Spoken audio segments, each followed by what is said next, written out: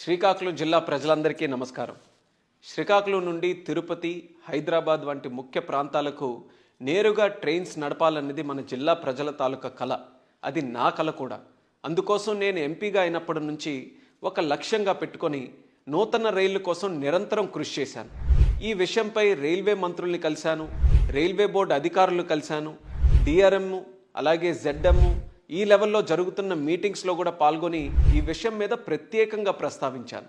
నేడు ఆ కృషికి ఫలితంగా 75 సంవత్సరాల శ్రీకాకుళం జిల్లా చరిత్రలో మొట్టమొదటిసారి శ్రీకాకుళం నుండి తిరుపతికి నేరుగా రెగ్యులర్ రైల్వే సర్వీస్ని ప్రారంభిస్తూ రైల్వే శాఖ ఉత్తర్వులు కూడా జారీ చేసింది. శ్రీకాకుళం జిల్లా ప్రజలకు, ముఖ్యంగా వెంకటేశ్వర స్వామి భక్తులందరికీ ఇది ఒక మంచి శుభవార్త.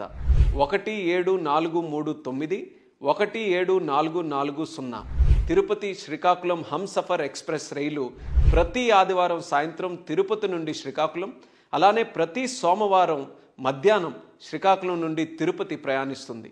ఇప్పటి వరకు తిరుమల దర్శనం కోసం శ్రీకాకుళం జిల్లా ప్రజలు భువనేశ్వర్ మీదుగా వచ్చే రైళ్లు లేదా విశాఖపట్నం రోడ్డు మార్గంలో వెళ్ళి అక్కడి నుంచి తిరుపతికి చేసే పరిస్థితి ఉండేది. ఆ రైళ్లు రద్దీ ఎక్కువగా ఉంటే దానివల్ల చాలా ఇబ్బందులు కూడా మన ప్రజలు పడేవారు. ఇప్పుడు ఈ కొత్త సర్వీస్తో ఆ సమస్యలకి పరిష్కారం మనకి లభిస్తుంది. ఈ నూతన రైళ్లు ద్వారా భక్తులకి వాళ్ళ సౌకర్యార్థం ప్రయాణం కానీ, అలాగే బర్తులు అందుబాటులోకి రావడం కానీ ఇవన్నీ కూడా వెసులుబాటు కలుగుతుంది.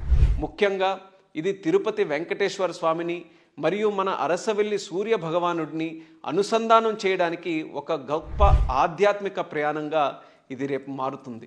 ఈ నూతన రైల్ సర్వీస్ని ఏప్రిల్ 13వ తేదీన శ్రీకాకుళం రోడ్ స్టేషన్ నుంచి మనం ప్రారంభించబోతున్నాం.